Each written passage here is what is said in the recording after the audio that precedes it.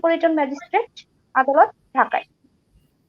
ওনাকে এক্সামিন করার পরে এবং শুনানি শেষে বিজ্ঞ ম্যাজিস্ট্রেট মোহাম্মদ জসিম উদ্দিন তিনি একটি আদেশ দিয়েছেন। তিনি তার আদেশ দিয়েছেন যে এই মামলাটি গ্রহণ করে পিবিআই কে তদন্তের নির্দেশ দিয়েছেন এবং আগামী 30/3/2021 তারিখে এই বিষয়ে তদন্ত রিপোর্টটা দাখিল করতে বলেছে কোর্টে।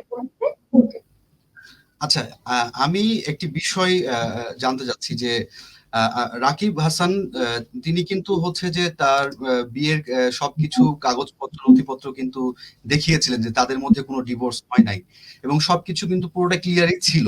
তা সত্ত্বেও কেন পিবিআই কে এই বিষয়টি তদন্ত করার জন্য নির্দেশ দেওয়া হলো? আপনি আপনার জায়গা থেকে ধন্যবাদ। মানে আপনি কি মনে করেন? আচ্ছা, আমার আলাদা করার নেই, কিন্তু আমরা আদালতের দ্বারস্থ হয়েছি, আদালতের কাছে আবেদন জানিয়েছি। আদালত মনে করেছে যে এটা পিবিআই এর মাধ্যমে তদন্ত হলে রিপোর্ট আসলে সেটা বাংলা কার্যক্রমের জন্য ভালো হবে। তাই বিজ্ঞ আদালত মনে করেছে যথার্থ মনে করেছে এবং সেই বিষয়ে আমাদের এখন আর কোনো অভিমত নেই। আমরা মনে করি আদালতে ন্যায় বিচার পাবো এবং তদন্ত সঠিক তথ্য বের হয়ে আসবে।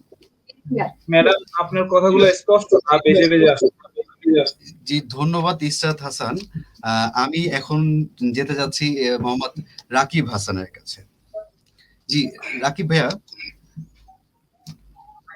এই যে আজকে বিকেলে নাসির হোসেন এবং তার বর্তমান স্ত্রী যিনি হচ্ছে তামিমা তাম্মি, তারা একটি সংবাদ সম্মেলন করেছে এবং সেখানে তারা হচ্ছে যে আপনাদের দুজনের মধ্যে যে ডিভোর্স হয়েছে সে বিষয়টি কিন্তু তিনি হচ্ছে যে ক্লিয়ার করেছেন। তালাক নেওয়ার যে কাগজপত্রটি রয়েছে সেটি কিন্তু তুলে ধরেছেন। পাশাপাশি এখানে যে তিনি 2016 সালে ডিভোর্সের আবেদন করেছিলেন এবং 2017 সালে সেটির আবেদনের হচ্ছে যে রাইটে পেয়েছেন। তো আপনি এখানে কি ধরনের যৌক্তিকতা দেখাচ্ছেন যে আপনি তা সত্ত্বেও বলছেন যে আপনাদের মধ্যে ডিভোর্স হয়নি? এটি আপনি কেন বলছেন? আমি বলবো প্রথমত এরা সম্পূর্ণ একটা বানোয়াট ঘটনা, বা এই কয়েকদিন টাইম নিয়ে এটা বানাইয়া এখন এসে বলতেছে। কারণ হইলো যে আমি যদি ডিভোর্সের কোনো কাগজ আমার কাছে পৌঁছাইতো বা আমি ডাক যোগাযোগ ভাবে বা কোনোভাবেই আমার কাছে আমি পেতাম, তাহলে তো আমি এই কমপ্লেইন করতাম না। তো এতে প্রমাণিত হইতেছে যে সে ডিভোর্সের কাগজটা দিতেছে সম্পূর্ণ ভুয়া, বা আমি জানি না, বা সেটা সে গোপনত্ব করে রাখছে। আপনার তথ্য বা আপনার কথা অনুযায়ী যে আপনি কোনো কাগজ পাননি এবং আপনাদের মধ্যে কোনো রকমের কোনো ডিভোর্স হয়নি, এবং তারা যে কাগজটি আজকে হচ্ছে যে সংবাদ সম্মেলনে যে কাগজটি তুলে ধরেছেন এবং যে কথাগুলো বলছেন নাসির হোসেন এবং তার তামিমা তাম্মি, তাদের কথাগুলো পুরোটাই মিথ্যে এবং বানোয়াট, এটি আপনি বলছিলেন। তো আমি আরেকটি বিষয় জানতে চাই যে তিনি যদি ডিভোর্স নাই আপনাকে দেন, তাহলে আপনার সাথে তিনি শেষ কবে পর্যন্ত মানে ছিলেন? আমার সাথে লাস্ট সে যখন গেল মার্চের 10 তারিখে, তখন সে আমার সাথে তার আগে আমার সাথে থেকে গেছে। ইভেন কি সে আমার এর আগে যেগুলো থাকছে সেগুলো সবগুলোরই আমি পিকচার আপনাকে পাঠিয়ে একটু কথা বলতে চাই। সেটি হচ্ছে যে মার্চের 10 তারিখ বলতে মানে কোন বছরের মার্চের 10 তারিখ? এই যে আপনার 2020-এ। আচ্ছা, জি বলুন।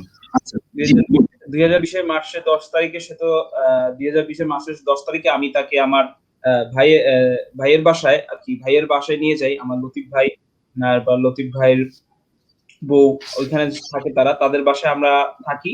তারপরে সে তার বাসায় চলে যায়, আম্মুর বাসায়। তারপরে সে ফ্লাইট করে সে সৌদির উদ্দেশ্যে চলে যায়। সৌদি যায়, তারপর থেকে সে লকডাউনে আটকা পড়ে। তারপর সাথে তার সাথে ফোনে কন্ট্যাক্ট থাকে, ফোনে কথা হইতো, ঠিক আছে। তারপর থেকে তো আর সে বাংলাদেশে আসে নাই। তো বাংলাদেশে আসছে, এই যে কবে আসছে সে ডেটটাও আমি জানি না, কিন্তু আমি বিয়ে দেখছি ডেটটা, তাও সকালবেলা আমি দেখছি যে আমার ফ্রেন্ড আমার দেখাইছে ফেসবুকে যোগাযোগ যে অবাক। এটা আমি অসংখ্যবার বলছি আপনাদের যে আমার অভিযোগটা হলো যে সে আমাকে কোনো পেপার আমার আমার হাতে আমার বাবা মা এখানে একটু বলতে চাই আমি, রাকিব জি, জি, আপনাকে থামিয়ে। প্রথমত যে 16 সালে যদি ডিভোর্স দিয়ে থাকেন বা 17 সালে যদি সেটা কার্যকরও হয়ে থাকে, আমরা আদালতে এটা উপস্থাপন করেছি যে এই যে উনি যদি, তাহলে তো ওনার 16 বা 17 সাল থেকে মিস্টার রাকিবের সাথে আর সংসার করার কথা না। এবং উনি যদি ডিভোর্স দিয়ে সংসার করতে থাকেন, তাহলে তো এটা রাকিব হাসানের সাথে এক ধরনের প্রতারণা ছাড়া কিছু না, কেননা উনি তো তার স্ত্রী ভেবে সংসার করছেন। উপরন্তু ওনার, আমরা যে ডকুমেন্ট গুলো দাখিল করেছি, মিস্টার রাকিব হাসান যেটা দাবি করছেন, সেই দাখিলকৃত ডকুমেন্টে এটা দেখা যাচ্ছে যে পাসপোর্টেও কিন্তু, যেটা 2018 সালের পাসপোর্ট, সেখানেও কিন্তু স্বামীর নাম রাকিব হাসান লেখা। তাহলে যদি 16 সালে ডিভোর্স হয়ে থাকে, তাহলে 18 সালে উনি স্বামীর পরিচয় দিচ্ছেন মোহাম্মদ রাকিব হাসান। সেটা কিন্তু তাহলে তাহলে কি উনি পাসপোর্টেও ভুল তথ্য প্রদান করলেন, নাকি সরকারের কাছে তথ্য দিলেন, বা পাবলিক যে সার্ভেন্ট যিনি পাসপোর্ট অফিসার তার কাছে ভুল তথ্য দিলেন, সেটা তো আসলে আমরা বলতে পারবো না। আমাদের কাছে যে ডকুমেন্ট গুলো আছে সেগুলোতে সব আমরা উপস্থাপন করছি, আমরা দাবি করছি, আমার ক্লায়েন্ট মিস্টার রাকিব দাবি করছেন যে তিনি সবসময় সংসার করে গেছেন। এর মাঝে যদি ওনারা অন্য কোনো ডকুমেন্ট দেখাতে চান, ওনারা অবশ্যই দেখাতে পারবেন। যেহেতু এই মামলাটি তদন্তাধীন, তো পিবিআই এটার তদন্ত রিপোর্ট দিবে, বা পরবর্তী প্রসিডিংস যে পক্ষ সম্পৃক্ত হবে তারা সেই বিষয়ে জানাবে। আমরা আমাদের কথা বলতে পারি যে জনাব রাকিব হাসান ওনার সাথে সবসময় সংসার ছিল এই দাবি নিয়েই, এবং সেই তথ্য প্রমাণ সহই আমরা মামলাটি ফাইল করেছি। মানহানি আমার হয়েছে, আমি ক্ষতিগ্রস্ত হয়েছি, আমার মেয়ে মাহারা হয়েছে, তো মানহানি এবং ক্ষতিগ্রস্ত সবচেয়ে বেশি আমি। মানহানি মামলা তো আমার করা উচিত তার উপরে। এখানে আরেকটি বিষয়, হ্যাঁ, এবং তাম্মি জনাব রাকিব হাসান মানহানি মামলা করেছেন। জি, আমরা আজকে মানহানি মামলাও দায়ের করেছি একই সাথে। একই সাথে মানহানি মামলাটাও দায়ের করা হয়েছে। তো আমি একটু রাকিবের সাথে কথা বলছি যে রাকিব, আপনি তামিমা বলছিলেন যে নাসির হোসেনের সাথে তার নাকি 4 বছরের সম্পর্ক, এবং 4 বছর পরে তাদের এই গত 14 ফেব্রুয়ারি বিবাহ সম্পূর্ণ হয়। তো তাদের মধ্যে কি আসলেই কি কোনো সম্পর্ক ছিল? আপনি কি বলছেন? এখানে একটা আপনারা তো তামিমার ভিডিও দেখেছেন? তো তারা হ্যান্ডশেক করতেছে, নাও আমরা husband wife, no more friend, মানে কি তারা কি ফ্রেন্ড ছিল? তো ওই দিনটা তারা হাজবেন্ড ওয়াইফ হয়েছে, তাদের সাথে ফ্রেন্ডলি সম্পর্ক আছে। আমি জানতাম, তাও আমি জানছি 1 বছর আগে যে তারা ফ্রেন্ড ছিল। এখন সে যদি আমাকে গোপন রেখে, মানে আমাকে না জানিয়ে সে একটা সম্পর্ক ধীরে ধীরে বাড়াই নিয়ে যায়, ঠিক আছে, তারপর সে হঠাৎ করে বিয়ে করে ফেলে, সেটা তো আমি জানি না। তো আমাকে ধোঁকা দেওয়া হয়েছে, আমাকে ঠকানো হয়েছে মতো, আমাকে অন্ধকারে রেখে সে এভাবে কাজ করছে, আমি তো কিছু জানি না। সে আমার সাথে নিয়মিত আমার সাথে আসছে, আমার সাথে খাইছে, আমার সাথে ঘুরছে, আমার মেয়ের সাথে আমরা একসাথে ছিলাম। তো এখানে আমি কিভাবে তাকে বুঝতে পারবো যে তার মনের মধ্যে সে ডিভোর্স দিয়ে গোপন করে রাখছে, মানে এরকমটা কি প্রমাণিত হয়? এটা তো আপনারা একই সঙ্গেই ছিলেন, আপনারা একই সঙ্গেই সংসার করছিলেন, বাট এর ভিতরেও মানে তিনি হয়তোবা মানে আপনাদের বা আপনার অবর্তমানে বা আপনাকে লুকিয়ে সে দেখাচ্ছে নতুন একটা সম্পর্ক বা একটা বন্ধুত্বের সম্পর্ক তিনি এগিয়ে গিয়েছিলেন, এটি তো আপনি বলতে চাচ্ছেন?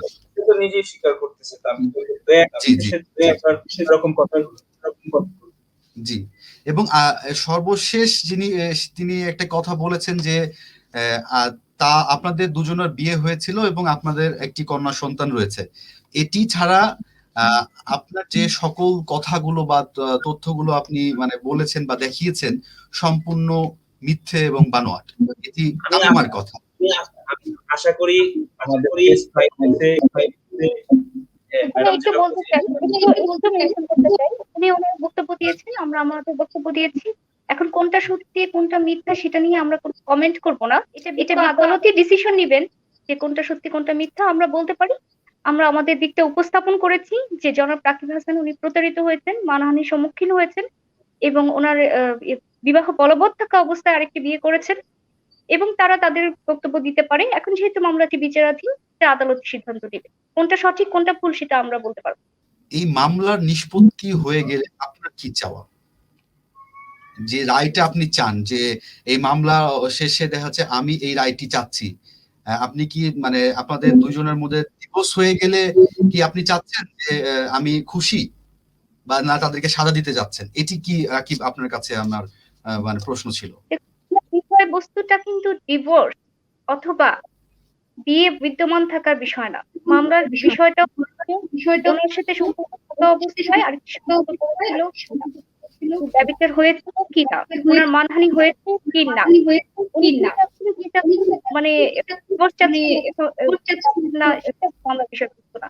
সেই সময় ওই অপরাধ সংঘটিত হয়েছিল কিনা সেটা মামলার বিবেচ্য বিষয়। সেটা বিজ্ঞ আদালত যখন রায় দিবে তখন দেখা যাবে। আমরা অবশ্যই ন্যায় বিচার আশা করি এবং আমরা আশা করি যে আমরা বিজ্ঞ আদালতের যেহেতু দ্বারস্থ হয়েছি, আমরা প্রতিটা বিষয়ে প্রমাণ করার চেষ্টা করব আমাদের পক্ষ থেকে এবং আমরা ন্যায় বিচার পাবো।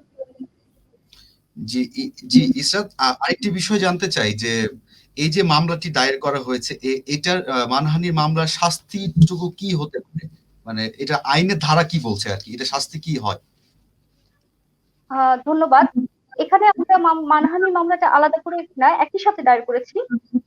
আপনারা দেখবেন 494 ধারায় আমরা যে মামলাটি দায়ের করেছি, সেখানে হচ্ছে একটি সম্পর্ক থাকা অবস্থায়, অর্থাৎ একটি বিয়ে সম্পর্ক বিদ্যমান থাকা অবস্থায় অপর একটি বিয়ে সম্পর্ক স্থাপন করলে 494 ধারায় এটা শাস্তি প্রমাণিত হলে 7 বছর পর্যন্ত কারাদণ্ড হতে পারে। 497 ধারায় অ্যাডাল্টারি অপরাধ, সেটা প্রমাণিত হলে 5 বছর শাস্তি হতে পারে। 498 ধারায় অন্যের স্ত্রীকে প্রলুব্ধ করে নিয়ে যাওয়া জানা সত্ত্বেও যে তিনি আরেকজনের স্ত্রী, সেখানে 2 বছরের শাস্তি হতে পারে। 500 ধারায় মানহানির জন্য 2 বছরের কারাদণ্ড হতে পারে। এর পাশাপাশি অর্থদণ্ড হবে যদি মামলা প্রমাণিত হয়, এবং কোর্ট চাইলে এই শাস্তিগুলো কনকারেন্টলি, অর্থাৎ একের পর এক অথবা কনসিকিউটিভলি অথবা কনকারেন্টলি দুইভাবেই দিতে পারে। এটা এখন আসলে ট্রায়াল স্টেজ বা যখন রায় হবে তখন দেখা যাবে। আমরা আমাদের দিকটা আশা করছি যে আমরা ন্যায় বিচার পাবো। দিবেন সেটির উপরে এটি ডিপেন্ড করবে আর কি, নির্ভর করবে। তো রাকিব, আরেকটি বিষয় আমি জানতে চাচ্ছি আপনার কাছে, যে আপনাদের যে সম্পর্কটা শুরু হয়েছিল সেটি কবে থেকে শুরু হয়েছিল এবং আপনাদের কি মানে কিভাবে সম্পর্কটা এত দূর আসলো, আর আপনাদের মধ্যে কেনই বা বিচ্ছেদের কারণ যে সৃষ্টি হলো, যে আপনার সাথে তিনি থাকবেন না বা তিনি চলে যাবেন, যে চলে গেলেন, এটি কারণটি কি? আর বর্তমানে আপনার হচ্ছে যে সন্তান, সে কি অবস্থায় আছে, তার বর্তমান অবস্থা কি একটু বলতেন? আমাদের সম্পর্ক শুরু হয় ভালোবাসা করে, আমরা বিয়ে করি একে অপরকে ভালোবেসে। তো সেটা শুরু হয় 2000 আপনার আমরা বিয়ে করি 2011-তে। 26/2/2011-তে। তো এর 1 বছর আগে থেকে আমাদের সম্পর্ক শুরু হয়। তো তারপরে বিয়ে করি, আমাদের লাইফ চলতেছে, আমাদের সংসারে একটা মেয়েও হয়। ঠিক আছে? তো আর আমি যেটা মনে করতেছি যে তার সাথে অ্যা দূরত্বটা, মানে সে লাস্ট 1 বছর আটকা পড়ে, যে এখানে বছর আটকা পড়ে, তখন হয়তোবা এটা একটা দূরত্ব হওয়ার কিছু, কিন্তু আর কিছু তো আমি দেখতেছি না। এটা আমার মনে হয়। আর মেয়ে আমার কাছে আছে, ভালো আছে আলহামদুলিল্লাহ। কিন্তু সে একটু মানসিকভাবে আরকি ক্ষতিগ্রস্ত হয়েছে অনেকটাই। তাকে আমরা অন্যভাবে অন্যদিকে ডাইভার্ট করে রাখার চেষ্টা করতেছি। যে অন্য কিছু, মানে তাকে পড়াশোনা দিয়ে, তার খেলাধুলা দিয়ে, তাদের ছোট ফ্রেন্ডদের দিয়ে একসাথে ঘুরে, মানে তার কনসেপ্টটা সম্পূর্ণ আলাদা করতেছি। যাতে সে ওই ভিডিওটার কথা মনে না রাখে, বা যেটা সে দেখছে, যে যে প্রশ্ন আমাকে সে করছে যে, বাবা আমার আম্মুর কপালে অন্য একটা ছেলে চুমা দিচ্ছে, এই ছেলেটা কে? তো এইসব বিষয় যে জিনিসগুলো সে দেখছে বা শুনছে, সে যাতে এগুলো সে ভুলে যায়। জি, ধন্যবাদ রাকিব।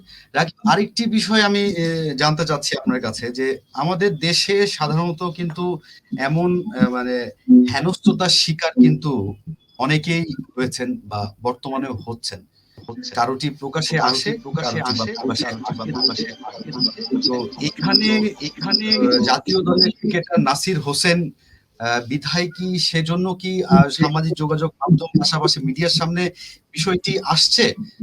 আপনি কেন এটি মানে পুরো মিডিয়ার সামনে মানে বিষয়গুলো নিয়ে কথা বললেন বা আলোচনার সম্মুখীন হলেন? কারণ আপনি চাইলে কিন্তু তাদের সাথে কথা বলে মিউচুয়ালি কথা বলতে পারতেন, বা দেখা যাচ্ছে যে আপনি মামলা করলে আপনি সেখানে মামলা নিষ্পত্তি বা মামলা যেটি হোক না কেন।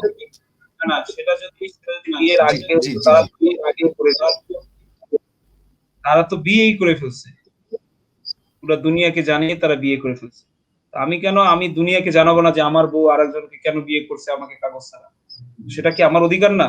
সে একজন জাতীয় দলের প্লেয়ার, দেখে সে দুনিয়া জানিয়ে বিয়ে করবে, ঠিক আছে, তার ইচ্ছা, সে করতেই পারে।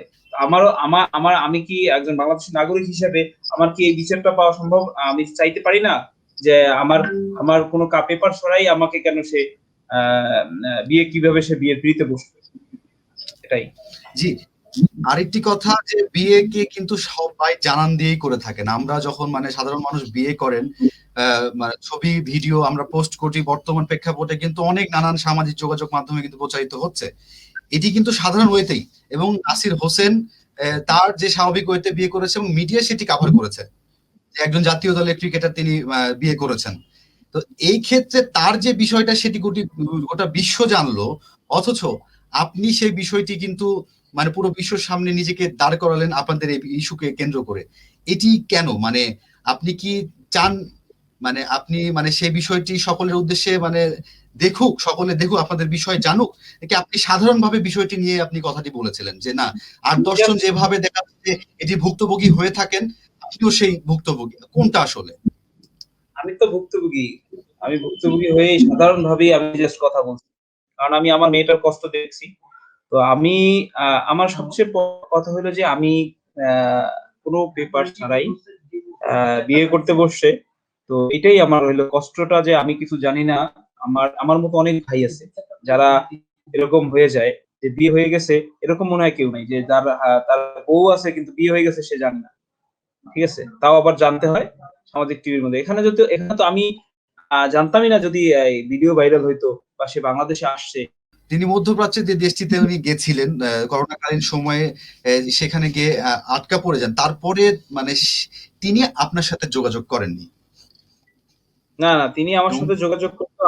আমিও তার সাথে যোগাযোগ করতাম ফোনে। ইমিডিয়েটলি তার মামা মারা গেছে। সেই পিকচারও আমার মেসেঞ্জারে সে পাঠাইছে। আমার আবার এই যে ১ মাস আগে, মানে সে আসারও ১ মাস আগে সে তার মামার পিকচার পাঠাইছে যে মামা মারা গেছে, মেসি মামা, মান্না মামা মারা গেছে। ঠিক আছে? আমি আবার আমার ফুপির পাঠাইছি যে ফুপি মারা গেছে। তুমি যে যার বাসায় যাইছিলা বরিশালে, ফুপি মারা গেছে। তো এই কথা হইতেছিল, আমার মেয়ে নিয়ে কথা হইতেছিল। প্রতিদিনই তো আমি বলতেছি তোবা ফোন দিতেছিল, আমি ফোন দিতেছিলাম, তার সাথে কথা হইতো। কিন্তু জি, জি। আগের তুলনায় কম হইতো। সে তো আমাকে আপু আপসে খুব চিন্তিত, ফ্লাইট কবে চালু হবে, ঠিক আছে? আমি নিয়ে খুব মানে আমি এমার্জেন্সি ফ্লাইট আমি একটু ঘুমাই চাই, আমার এরকমের কথা হতো। আর মানে বলতো যে সাধারণত ঠিক আছে আমরা সাধারণত মানে দেখে থাকি যেটি বয়ফ্রেন্ড গার্লফ্রেন্ডের মধ্যে যেটি হয়, বা একজন দূরত্বের সৃষ্টি হলে যে একটা মানে কথা বলা যে দূরত্ব ভাবটা চলে আসে, ঠিক শেষ সময়টা আপনাদের মধ্যেও সেটি মানে হচ্ছিল বা হয়ে আসছিল। জি, তারপরেই মূলত কিন্তু মানে আপনার অজান্তেই এই দেখা যাচ্ছে যে তাদের বিবাহ বন্ধনে আবদ্ধ হওয়া, এবং এই পুরো ঘটনাটা দেখা যাচ্ছে যে যখন আপনি সামাজিক মাধ্যমে তো আপনি পুরো বিষয়টা জানতে পেরেছিলেন যে তাদের মধ্যে বিয়েটা হয়েছে, এটি তো বিষয়। জি, জি। অনেক ধন্যবাদ। জি, জি, জি, জি, অবশ্যই। মানে সেখানে আপনি আরেকটা বিষয় যে জাকির সাহেব ফোন করে মানে সে সব জানে, সে সব শুনে, সে সব দেখে বিয়ে করছে। সে আরেকটা কথা বলছে আমাকে খুব কষ্ট করে, আপনারা ওইখানে শুনবেন যে আমি ইফতের পেপার দেখেই বিয়ে করেছি। তো যখন তারা একটা কথা বললো যে সাংবাদিক তাদের বাসায় যায় নাই, পুলিশ তাদের বাসায় যায় নাই। তো সে কিভাবে বুঝলো যে তার নামে জিডি করা হয়েছে? ঠিক আছে? তো সে কিভাবে জানলো? আগে কি থানার ওসি বলা হয়েছিল? আর সে নাম্বার আমার কোথায় পেল? সে নাম্বার দিয়ে ফোন দিয়ে বলতেছে আমি সে কেন সে আজকে ১ সপ্তাহ পরে ২০ তারিখে, আজকে ২৪ তারিখ, ২১ তারিখে দেখাইতো। সে কথা বলছে যে বিয়ের অনুষ্ঠান নিয়ে আমরা এতই ব্যস্ত ছিলাম যে এইটা বিষয়ের জন্য আমরা কথা বলতে আসতে পারি নাই। ঠিক আছে? Okay fine. তুমি ২১ তারিখে আসো নাই কেন? কেস তো হইছে আজকে ২৪ তারিখে। তুমি ২২ তারিখে আসো নাই কেন? তুমি ২৩ তারিখে আসো নাই কেন? তখন তোমার পেপার কই ছিল? তুমি কই ছিলা? যেখানে নাসির সাহেব দেখে মানে ডিভোর্স পেপার দেখে বিয়ে করছে, তার মানে কি তারা বিয়ে করছে 14 তারিখে, নাসির সাহেব ডিভোর্সের পেপার দেখছে, তার মানে দেখছে কি 17 সালে তার সম্পর্ক ছিল, তার সে স্বীকার করছে 4 বছর, তার সম্পর্ক ছিল 4 বছর। তো 4 বছরের সম্পর্কে সে ডিভোর্স বাসায় থাকার কথা, তাই না? কাজী অফিসে যায়, তার মানে তার আম্মার কাছে বা তামিমার কাছে সেখানে বের করে দেখাইতে আজকে যেটা 17 সালের ডিভোর্সের কাগজ বের করতে তার আজকে 21 সাল কেন আসলো? রাকিব ভাইয়া, যে কথাটি যেটি হচ্ছে যে সম্ভবত আপনাদের মধ্যে নাসির হোসেন এবং আপনার মধ্যে যে কথোপকথনটা একটা রেকর্ড সামাজিক যোগাযোগ মাধ্যমে ভাইরাল হয়েছিল, সেটিতে বলা হয়েছিল হয়তো এমনটা যে আমি সবকিছু জেনেই তাকে বিয়ে করেছি। হ্যাঁ, অবশ্যই ছিল। সে বলছে আমি সবকিছু জেনেই বিয়ে করছি, আমি সব ইচ এন্ড এভরিথিং ৩ বার বলছে, ইচ এন্ড এভরিথিং আমি সবকিছু জেনেই বিয়ে করছি। আপনার কি মনে হয় যে আপনাদের মধ্যে যে বিচ্ছেদটি সেটি কি কোনো ক্ষোভের জায়গা থেকে কি হয়েছিল, না আপনার উপরে কোনো বিষয় নিয়ে কি কোনো আমার এমন কিছু মনে হয় নাই, কখনোই মনে হয় না। কেন সে আমার সাথে যে বিহেভটা সবসময় করতো, তো ওর মধ্যে কখনোই আমার মনে হয় না সে একটা হাজবেন্ড ওয়াইফের মধ্যে যে সম্পর্কটা থাকে সেটা সে বহাল রাখছে। তো তাহলে আমি কেন মনে হবে আমার যে তার মধ্যে কোনো জি, ধন্যবাদ রাকিব হাসান। আমি ইসরাত হাসানের কাছে একটু যেতে যাচ্ছি, যে সর্বশেষ তার কাছে একটি বিষয় জানতে চাই।